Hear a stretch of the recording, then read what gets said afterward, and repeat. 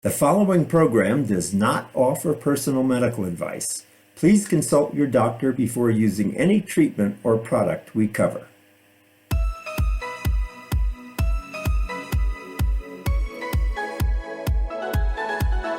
Welcome to Go to Health Media with your host, Jonathan Marks. We provide a welcoming environment where experts educate you on important health topics, answer your questions, and provide information from which you can benefit in consultation with your doctor. You can visit and subscribe to the show at gotohealthmedia.com. And now, here is Jonathan Marks.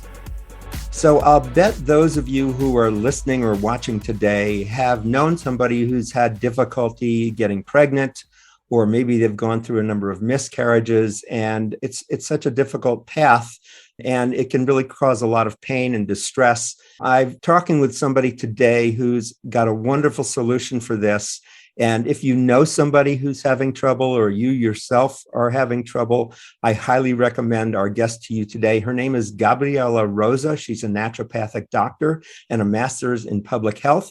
She's the founder and director of the Rosa Institute, an organization dedicated to improving clinical results and advancing scientific knowledge in reproductive medicine to help couples create healthy babies despite previous challenges.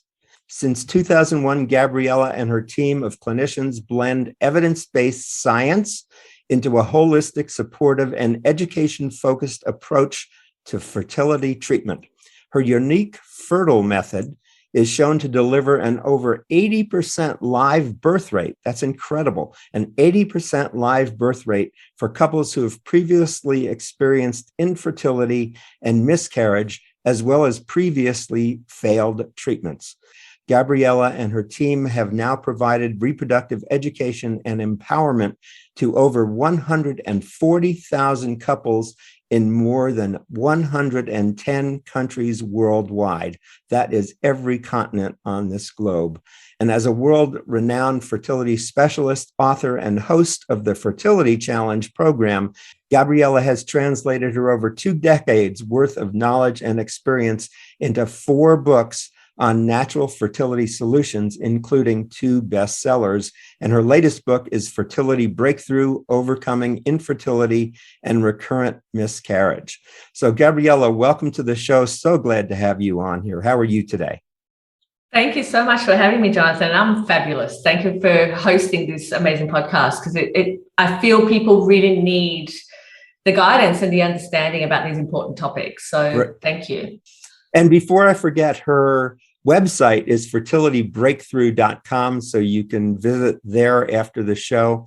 So, Gabriela, one of my first questions is, for couples who are experiencing infertility or repeated miscarriages, what are some of the stories they have before they come to you? What process have they been through? What difficulty have they been through? That's a really great question. And the majority of our patients have been through multiple years of infertility. In fact, our program typically supports couples who have experienced at least 2 years of infertility or experienced miscarriages over that time frame without a successful pregnancy or live birth. Mm-hmm. But, the stories that I get are so varied. I had once a lady who came to me who had been told by 3 different doctors in 3 different clinics that she would never conceive with her own eggs because she had, quote unquote, poor quality eggs. And one of the doctors even said to her, look, it's going to be very unlikely that you're even going to conceive with donor egg because the lining of your endometrium is so thin and it's not responding to drugs. So, you're probably just better off adopting. And of course, as you can imagine, as a woman who wants nothing more than to be pregnant and to have a baby, that was quite devastating news to her. And she wanted to find something more than that kind of prediction or prognosis. And so she found us and she had a conversation with me.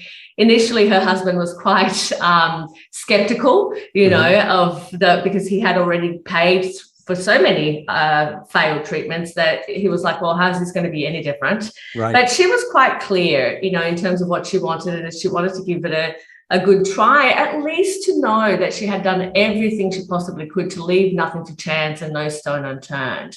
And so a few months after we initially discussed, her situation and their situation as a couple, she ended up joining the program and did all the things that we needed them to do, and they were very compliant in the treatment. We don't expect perfection by any means from the people who come to us, but sure, they do need to be able to implement, the recommendations that are going to support the outcome that they want to create. And, in doing that, they, of course, conceived, and his sperm was actually not, despite the fact that she was just being focused on throughout treatment, with the different doctors that she had seen as being told that she had poor quality eggs. Her husband's sperm was actually very below average and, in fact, abnormal in many parameters. And nothing had been said of that throughout the journey, But we were able to identify some of those extra issues and address them. And they ended up having a beautiful baby. They came back, and she was already around 40 at the time. They came back when she was over 40 and decided to do it again, as many of our patients revisit, the program. And then they came through the program and did all the things again and had another beautiful baby girl this time. That's great. So you must really have a lot of people come to you. They've tried a lot of things before that have not worked for them. I mean, many different things. I mean, I once treated a lady, in fact, her story I put into my book, Fertility Breakthrough, because it was a really unique story. She had PCOS. She was quite overweight at the time when she first came to see me. But they had been trying, her and her husband had been trying to have a baby for 19 years. Oh my gosh. And in those 19 years, they had tried 3 failed IVF cycles. They had done other natural treatments that didn't work for them. And what ended up happening was that, we obviously focused very heavily on making sure that we optimize both of their health and both of their fertility. Mm-hmm. And within 5 months of beginning the program, she was actually pregnant after 19 years of no result, So it was a wonderful experience for them, and certainly very eye-opening for us about, what is possible when you, understand exactly what it is that you're treating, what it is that you're dealing with, and what needs to be done about it. Because there are 2 very big distinctions that when couples come to us, 40% of couples who fail through conventional standard therapy and treatment are labeled with unexplained infertility. Mm-hmm. Now, unexplained infertility, as far as I'm concerned, is a lazy diagnosis, because it does not take into account the fact that there are many different things that could be causing that issue, but nobody really takes the time in standard therapy to go, oh, these are the things that we actually need to identify and ask questions about and answer those questions, because it's not enough to ask the questions and leave them unanswered. You see, that is how couples end up being diagnosed with unexplained infertility. And unexplained infertility, it's almost like you're getting all these darts and you're throwing them at the wall, hoping that you're going to hit bullseye at some point, right? The likelihood of that happening is not very great. And so I don't particularly like that approach. I don't particularly like to work in that approach. And I like to know exactly what it is that is required for a couple, not just a patient, not just the woman in the fertility equation, because fertility, as I always say, it's a team sport. In order for us to be able to change the outcome, we have 2 sides of that equation. We need the female factor to work well, and we need the male factor to work well. But what happens in standard therapy is the exact opposite. A woman goes through treatment. It's almost like they're going to be given the drugs and be stimulated, and eggs be released, collected.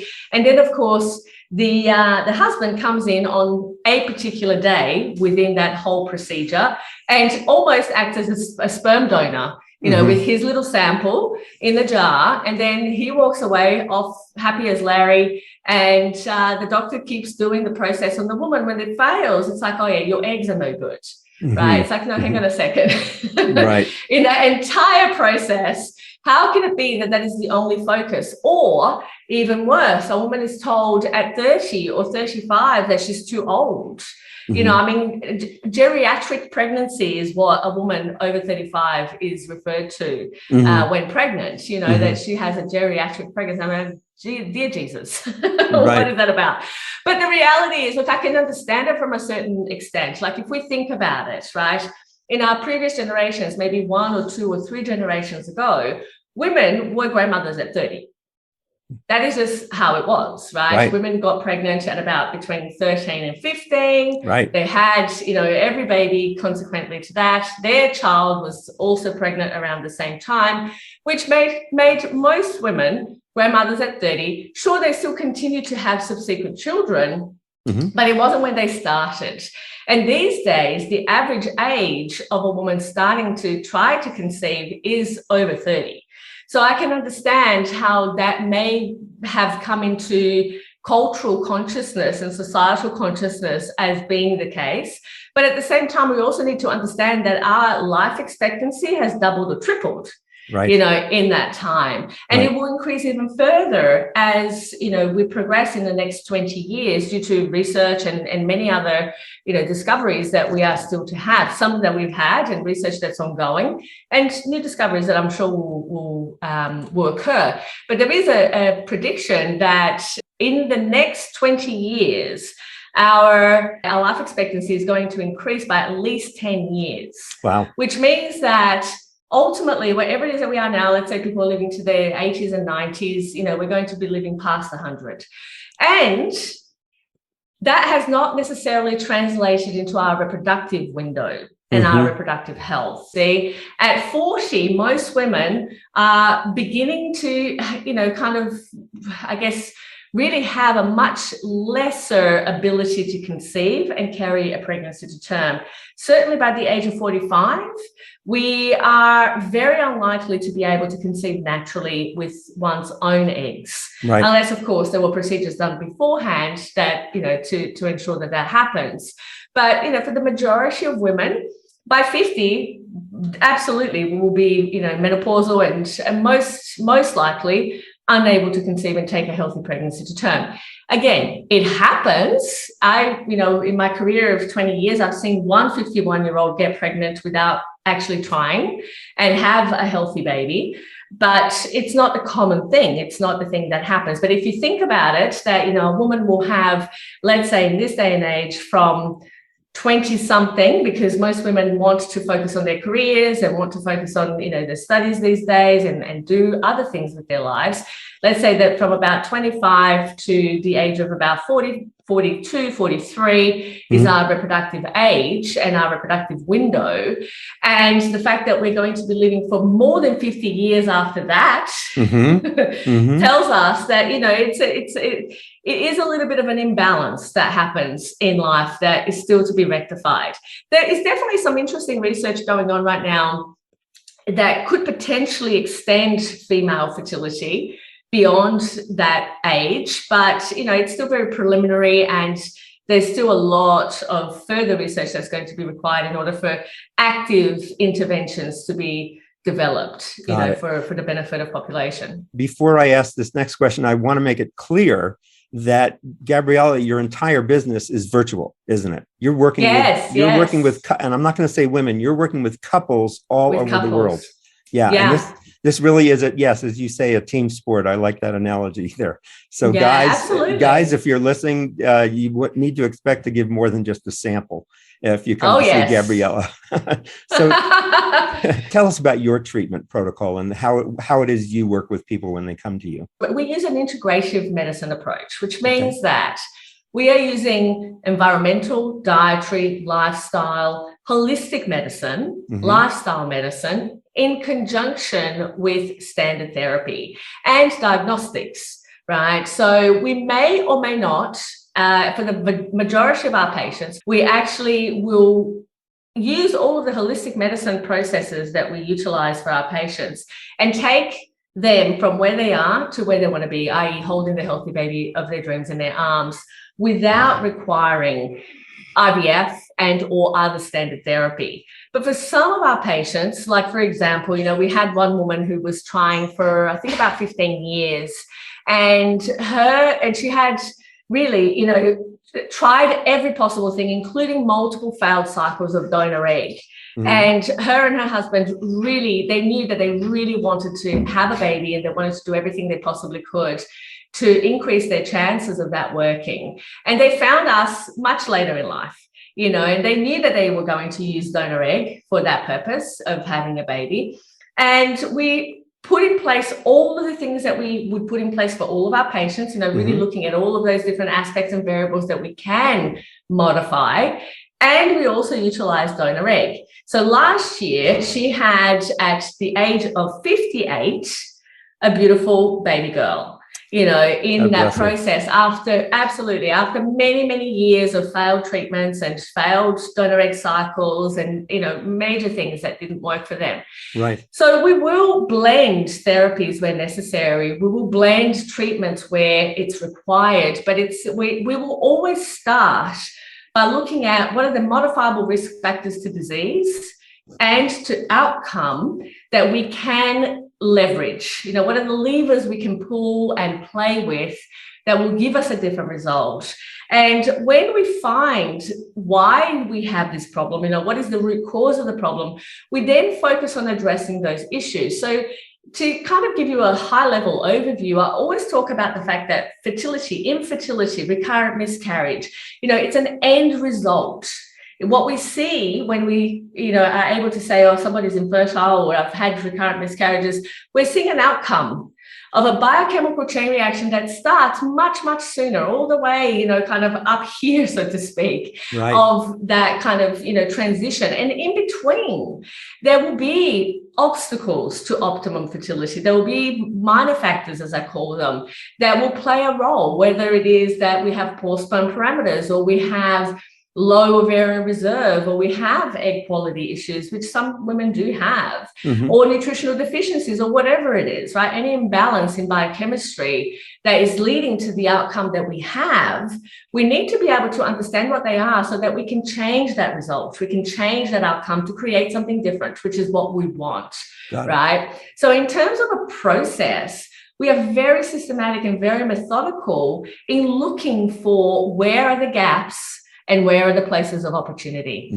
so that we may bridge those gaps and create pathways through those biochemical channels that are going to give us a different outcome and a different result. So there is no one size fits all approach in the way that we treat. Yes, there is a framework.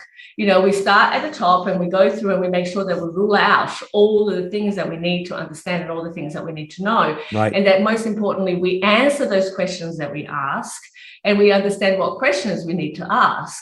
But at the end of the day, it's going to depend on what presents in front of us and what we find as well as a result of going through that process. Because sometimes we might start with a picture and we'll end with a completely different picture that we did not understand was even present in that case until we began the process. So that's really what it entails. It's being very process focused around biochemistry, but then really having a very foundational support on the emotional component of this journey. Because for so many couples, this, as you can imagine, Jonathan, infertility is something that is highly stigmatized. It is highly emotional. For a couple who wishes to have a baby, it is their entire focus for so many years, and they keep being told, you're running out of time, and they're doing all the things that they know and that they can, and still they're getting nowhere. So it becomes a highly stressful situation for a couple who truly wants to have a baby. So we need to also take into account those heavy and high emotions that are likely to be present as part of the process, so that we can mitigate the effect also of stress on biochemistry and address, the quality of life of a couple going through this very challenging journey. You mentioned diagnostics. So if I'm living in, let's say, Florida, and you're headquartered in Australia, how are diagnostics handled? Yeah, absolutely. Great question. So the way we do it is quite simple. We go through first and foremost and figure out exactly what's required. Then we will write a letter of referral for those tests, and we'll either send them directly to a lab to have the test done that we need done, or we will liaise with a local doctor for that particular couple to be able to get those tests done. There are also tests that we can do via test kits these days. And so we can just send the test kit, they collect the sample, they send it off, and we get sent the results. So it's quite simple, like this is one of the wonderful things of technology and transport, because we became fully virtual in 2013. So in 2020, when everybody had to shut down and clinics shut down and patients had no access to treatment and, all of these things were happening. And we were already like going, okay, well, this is another day in the office, right. for us. So all of our patients were continuing to have, uninterrupted treatment throughout the entire pandemic, whereas their local clinics had interrupted treatment because they couldn't deliver it in the way that they would normally deliver. Let me ask another question. You mentioned before the emotional component of this and the stress and its effect on biochemistry. And I hear so many stories of people who tried and tried and tried for a number of years and they stopped trying and then they get pregnant. My question is, you're a naturopathic doctor. How much do lifestyle, nutrition play in the process of fertility and becoming pregnant? Let's put it this way. The vast majority of what it is that we do is focused on lifestyle nutrition, but really, and when I say lifestyle nutrition, it's about the pieces that will optimize biochemistry and correct misfunctioning or dysfunctioning biochemistry, right? And they are different because basically sometimes things just occur, that ultimately you don't expect. And sometimes what it is that you're doing and it occurs because you are doing something, for example, smoking. Mm-hmm. You know that you are likely to end up with some kind of disease from smoking. And at the same time, you don't know that you might end up with some kind of disease from eating cured meats, right? Although both of those things are exposures. And they both have chemicals that will negatively impact reproductive function, fertility, and so on. And that will negatively impact biochemistry first and foremost before it ends up affecting the outcome, which is infertility and miscarriage, right? So there is a process in that. And the key aspect, I think, that lots of people don't quite realize is that there is very little in what we do in our day-to-day that has a neutral effect on our health. Most things that we do in our day-to-day will either have a positive effect or a negative effect. There is very, very little that has a neutral effect. Got it. Except that we don't really look at life and lifestyle and environment and diet in that way. Mm-hmm. Right? So this is one, and sometimes people don't even realize where their exposures lie. For example, if you go to a supermarket and you pay your bill and you get a receipt and you take that home, you don't understand that you've just been exposed to major levels of BPAs, bisphenols, by holding and handling that receipt. Really? Now imagine if on the way, absolutely. Now imagine if on the way to the food to your house from the supermarket, you end up at the food court. So you go to the food court and you handle your food without washing your hands, which, incidentally, I've seen many people do. If you do that, all of a sudden, you've just taken a huge intake of BPAs, bisphenols, ingested in your digestive system from that activity. Now, those bisphenols, phthalates, bisphenols, anything that is plastic and that has a plastic component is going to fall into this category. Basically, is going to have an endocrine disruptive function. Okay. And in that, all of a sudden, that exposure has had some effect on your reproductive function and your fertility. And I can guarantee it's not neutral. And I can guarantee it's not positive. Right. So you work with couples in getting the positive effects on their lifestyle as they go through the process with you to become more aware of how to live healthily so that they can get pregnant. Yeah, and that's one component. That's literally one tiny little component, but that adds up. Right. To a big piece of that, kind of outcome and result that you are dealing with. But, so it's really looking for and addressing and understanding all of the places where this might be happening, because it might be happening in a test result that you've had and that the doctor says, oh yeah, all of your results are normal. And you think nothing more of it because you've just been told that all your results are normal. And then we go and we look at it and we have a look at a thyroid function test. And the range is, for TSH is between 0.5 and 5. We know that anything above 2.3 will lead to recurrent miscarriage. And a person's level was 3.2. They were told that it's normal, it's all normal, but they keep having miscarriages. Mm-hmm. Why? Because it's not actually optimal It might be normal, but for that person, it's having a negative effect. We're talking with Gabriela Rosa. She's the founder and director of fertilitybreakthrough.com. She's a naturopathic doctor and fertility specialist. She's also a master's in public health. We'll be talking more with Gabriela after these messages, so stay with us. We've got a lot more interesting information to come to you. We'll be right back.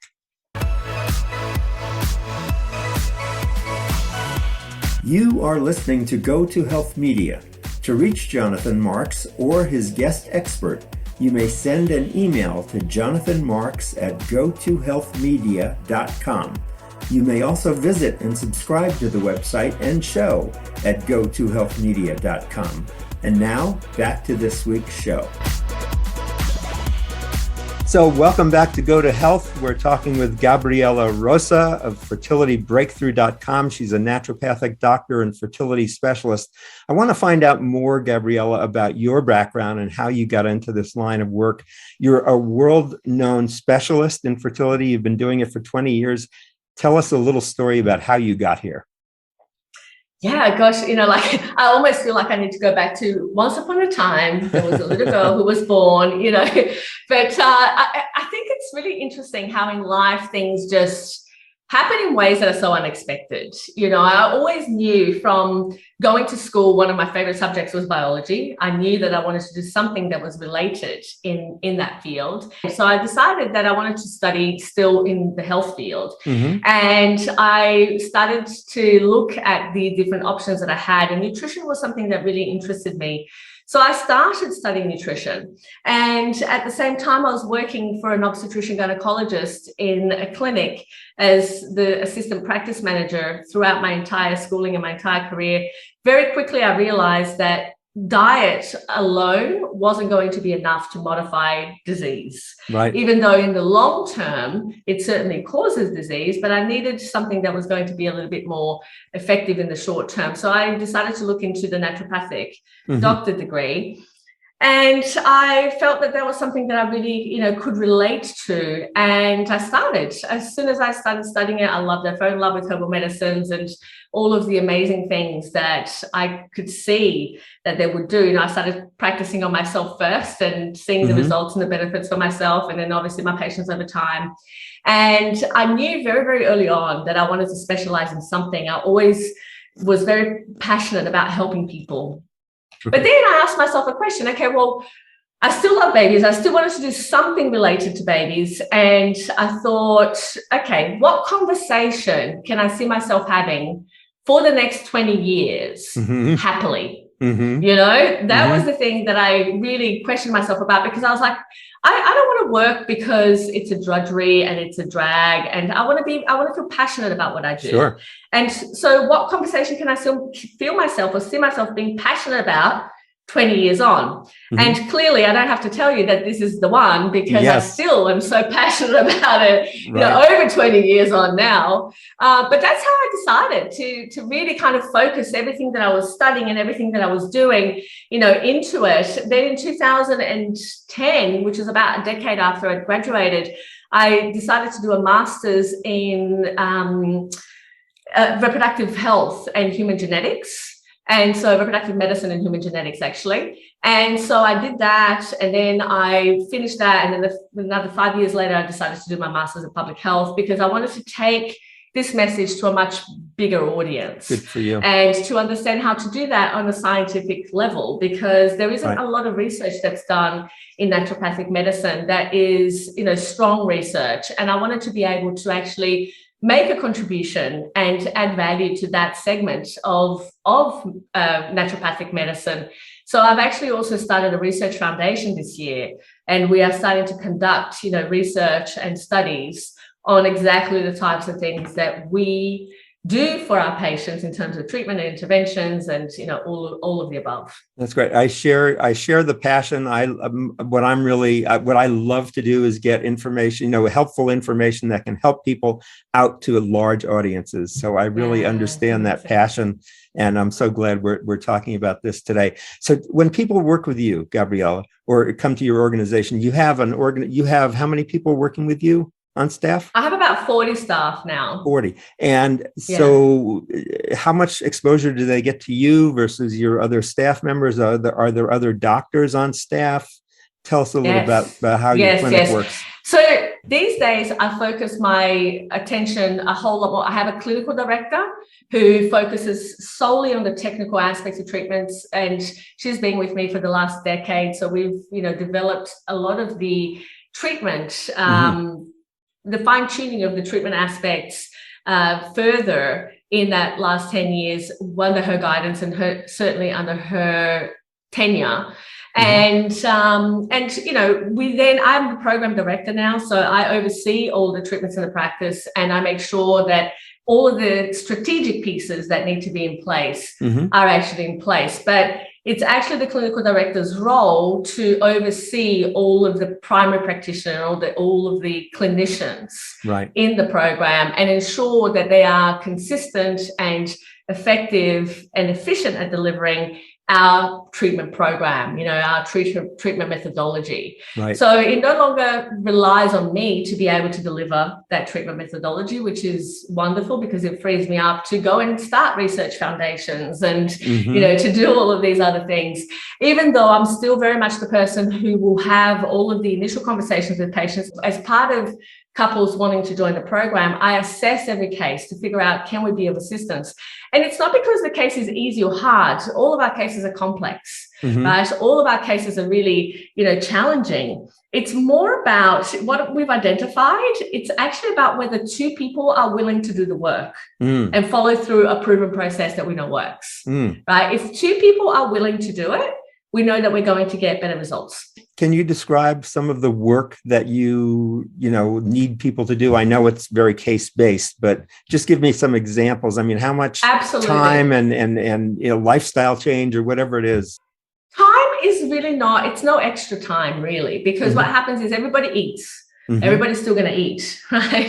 The time to make that happen is going to be the same. It's just that what we focus on, for example, I'll just give an example of diet, because that's what, sometimes people can relate to easily.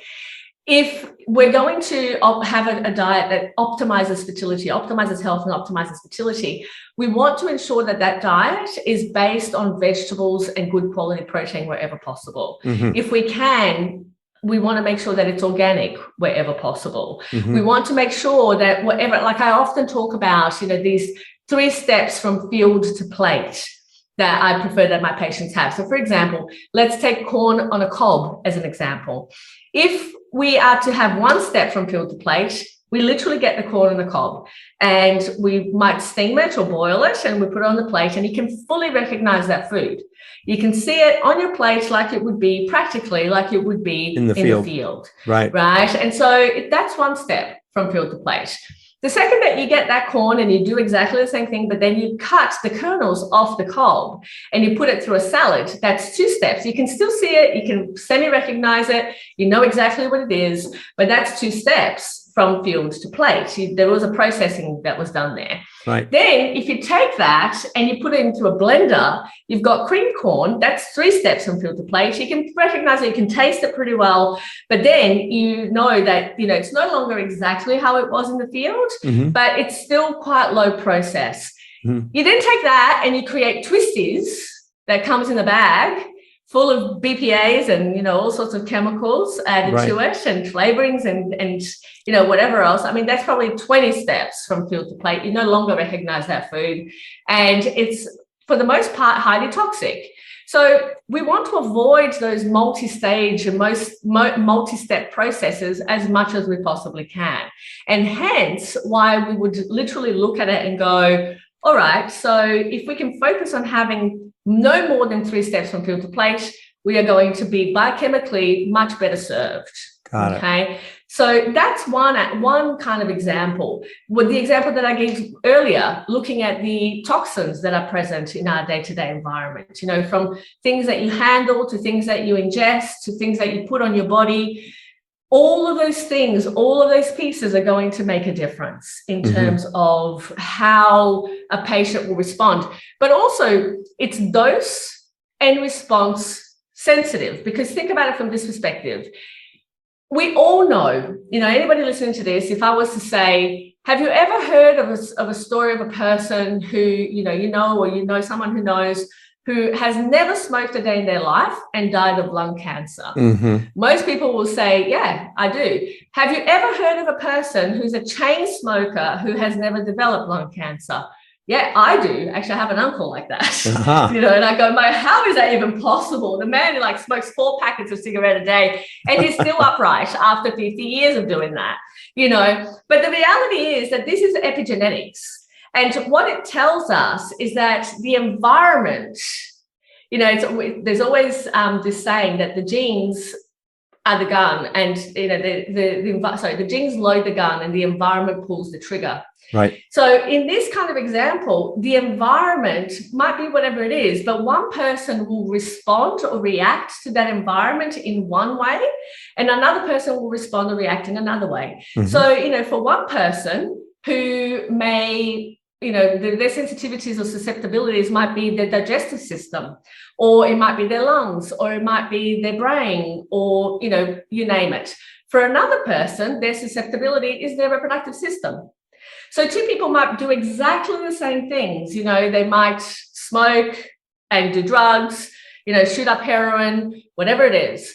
One person will get pregnant by just having sex one time. Another person will basically develop, whatever kind of other disease as a result of that, right? So it's not the same for every person how they're going to actually respond to an exposure.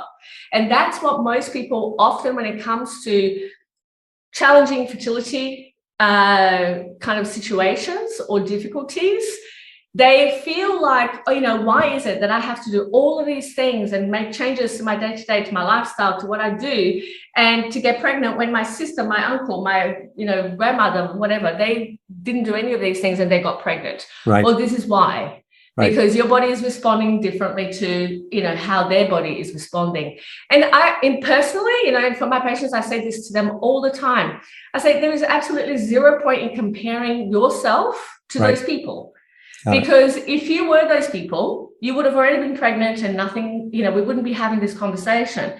But you're not, which means that we need a different approach for what's going on for you. Mm-hmm. And we can make that approach be extremely effective if we actually understand what it is that your body needs versus what their body needed. Got it. So what I'm hearing you say, when you interview a couple or your staff interviews a couple that's interested in working with you, you really want to know that they're going to be able to follow through and do the things you're recommending so that they can have success and feel feel like they've been successful in something they're really heart set on trying to do. You want to make sure you've got the right people who are going to work the program with you. Yeah, absolutely. But, what I find, Jonathan, is that it's much more about willingness than ability. Because what happens is that when a person is willing to learn and to make adjustments and to adapt, it's seamless. Right? We get in there, we do what we need to do. If they resist, if they're unwilling, if, they feel like this is not what they want to do, it's always a pain. It's like the story of Sisyphus, the man who was condemned for the rest of his life to push the big boulder up the hill, only to get up there and it rolls all the way downhill again. Right? So that's what I don't want to do with my life. Right. I don't blame you. In onboarding people into my program that are going to be Sisyphus, in my life. Right. So I prefer to talk to people and, kind of get people into a process they are willing to make part of their life because they know that it's going to benefit them. It's going to benefit each other. It's going to benefit the higher good, and it's going to benefit their offspring in the long term. And as a result, it's going to benefit generations, because you see, your health today and my health today was what our grandparents were doing.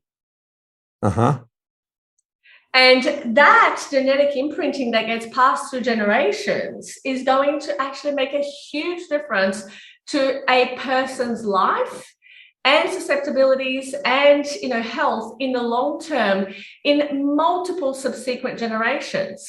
So, just to think about it, that, I was in my grandmother's womb when my mom was in her womb. Right. Women are born with all the eggs that we will ever have. So you were in your grandmother's womb when your mother was in her womb. It's that kind of understanding that we need to have, that we're not doing this just for us. We're doing this for our children and for our children's children and for their children's children. Right. So I want to play up a couple of things here that you've talked about, which are, we have our genetics, but our genetics do not determine our future, right? It's really what we do with our genetics and what you call the epigenetics, which is kind of the environment that you're in and the lifestyle you're living. That's and right. and knowing that has an effect on the health of your health. You want to know that you're working with people, and you made another distinction, which is important. They may, their ability may not be there when you begin with them, but you want to know that their willingness is there so that you and they are not rolling the stone uphill. Absolutely. Because then, and they have to be on the same page, both partners, because again, fertility is a team sport.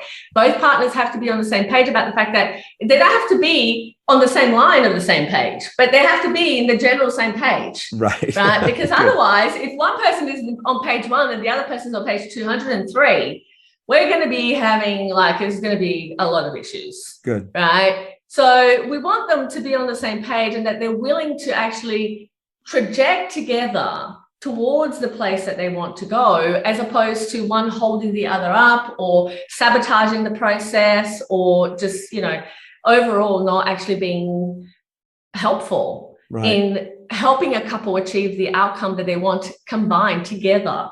So we're talking with Gabriela Rosa. She's giving us a wonderful exposition of the kind of services that she provides for people who are having trouble with fertility or miscarriages. I highly recommend you get in touch with Gabriela. We'll be talking about that in our next segment, so stay with us, how you can work with her clinic. It's fertilitybreakthrough.com. Stay with us. We'll be back in just a minute.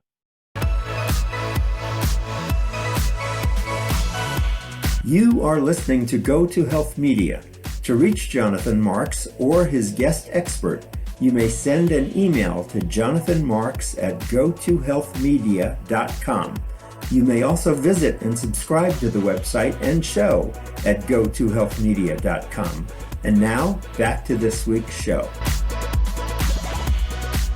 Okay, this is Jonathan Marks. We're back with Go to Health, and we're talking today with Gabriela Rosa. She's a naturopathic physician. She's a fertility specialist and also a master's in public health because she wants to get her word out to larger audiences. Good for you, Gabriela.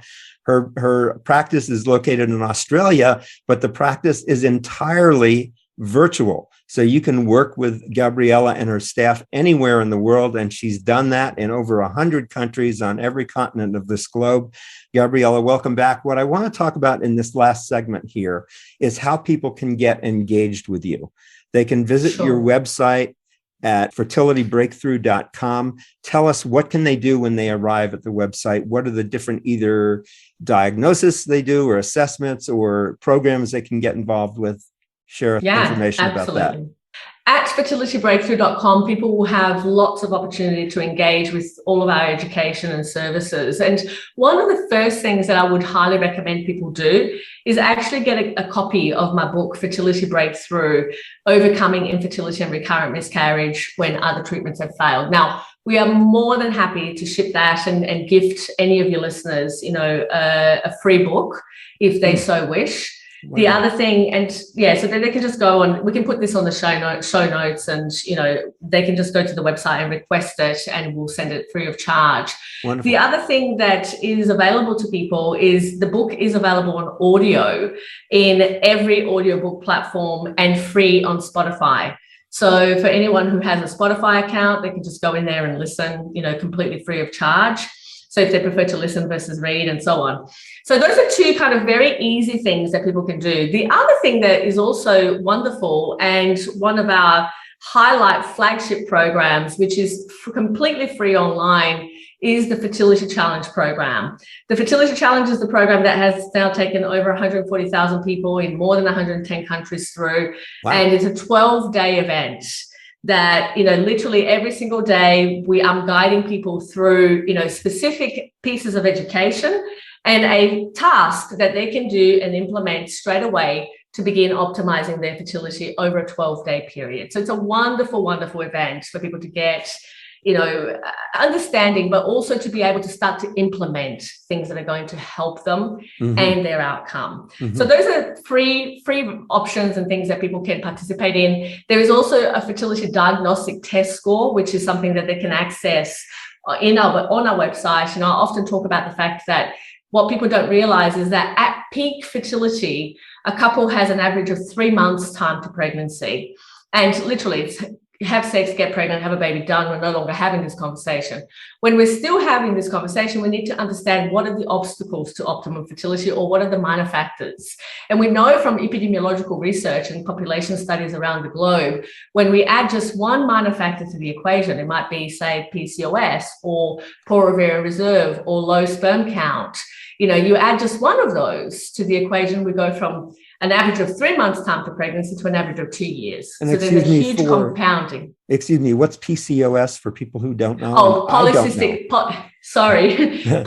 ovarian syndrome, which is, it's one of the most, it's basically one of the biggest causes of infertility in women of the reproductive age. So 15% of the female population in the world are affected by PCOS, or polycystic ovarian syndrome. So it causes irregular cycles and inability to ovulate regularly. So that's how it causes infertility. But, when we add either one of those things, it might be PCOS, or it might be sperm, or it might be whatever else to that equation, we compound the time to pregnancy from 3 months to 2 years. Oh, wow. So there's a huge compounding effect that goes on there. You add a second to the equation. So let's say we have PCOS and then we add sperm function issues. We go from an average of 2 years to 7 years. And a third minor factor gives us an average of 40 years time to pregnancy. No one has 40 years to get pregnant. Wow. Right. And so that's why we need to understand what are we dealing with specifically and how do we address it. And so if they go and take the fertile diagnostic test, they will come up with a fertile diagnostic test score, and they will understand the number of minor factors that are present in their case, the categories in which they're found, and that's going to help to understand what are the pieces, what are the areas that you need to address. Then finally, if people want to have, further discussion and have a one-on-one conversation with my team and have me specifically assess their case, they will then have to put in their details. My team will give them a call. They will then go through some of basic and primary information about what their situation is and where they're at. They will then, if it's appropriate, they will schedule a time for me to have a conversation with them. They will be asked to complete a very detailed questionnaire that will help me to understand more about their case. And then we are able to have a conversation together and figure out what are the best next steps forward. And, I don't offer a place in the program for every couple I speak to. Sometimes it's not appropriate and they need to do something else, and I will then guide them accordingly. But for the people who I feel and they feel it's a good fit for us to work together, then we can start that discussion on how to move forward from there. That's great. Into the Fertility Breakthrough program. And in the Fertility Breakthrough program, how long a program is that? Did you say how many days? We see that in the Fertility Breakthrough program, we have noted that we take babies home anytime from between, on average, 16 to 36 months of beginning the process. Keeping in mind that we have a 9-month pregnancy in there. So, we haven't yet figured out a way to hack that one. That's how long that one takes. Right. The preparation can be anywhere between 6 months or so. And then basically what happens is that piece in the middle is the implementation piece, where we're still working with biochemistry, and we never know how long that's going to take necessarily. Sure. Because sometimes we find things that it takes longer to treat, or that we need to have, kind of more, we have to add things to be able to really make an effective difference. But, it's between 16 to 36 months is a good average. The vast majority of our patients will be pregnant within 12 months of beginning the process. Wow. Isn't that amazing? And they might have come to you. They might have come to you having tried infertility. Right, exactly. Having suffered for 3, 7, 20 years, and they can get pregnant within a month, within a year. That's quite amazing. And you have an 80% success rate for those people who follow the program. Right? That's exactly right. That's right. exactly right. If you don't follow the program, don't expect yes. that you're going to get that same live birth rate. Right. Oh, this is so wonderful, Gabrielle. You know, you talked about it at the beginning of the show. Being infertile or having multiple miscarriages, such a stress and such sadness and upset in your life. And not only for you, but, you know, to the extent that your family or loved ones or friends know this becomes like a whole community of pain and disappointment as you're trying to go through this. And I just love your dedication and your depth of knowledge. And you're just obviously so focused on this and trying to help people. I really, God bless you for doing the work that you do. I think it's just wonderful. Yeah, great. So we've been talking with Gabriela Rosa. She's a naturopathic physician. She's a fertility specialist.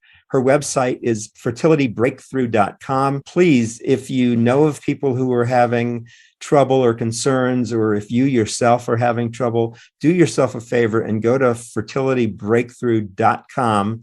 Again, her practice is in Australia. However, her entire practice is virtual online, and she has served clients in over 100 countries. So don't let any of that distance stop you. Just go to the website and get the help you need.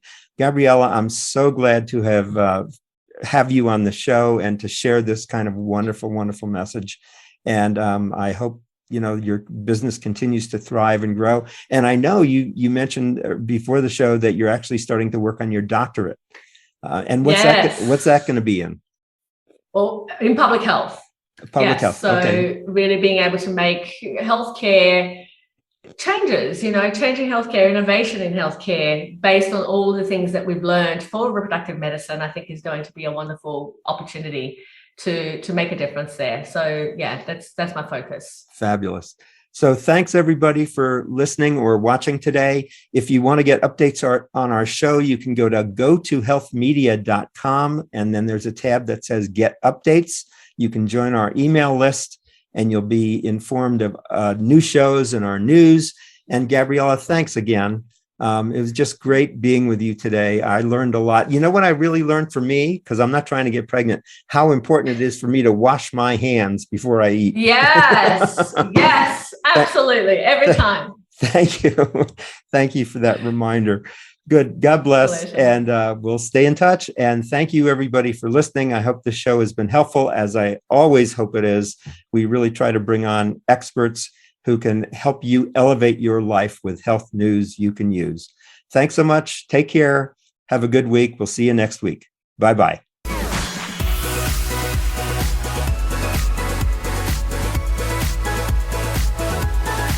Thank you for tuning in this week to Go to Health Media. Be sure to join Jonathan Marks and another health expert next time. You can also catch the program on your favorite podcast platform.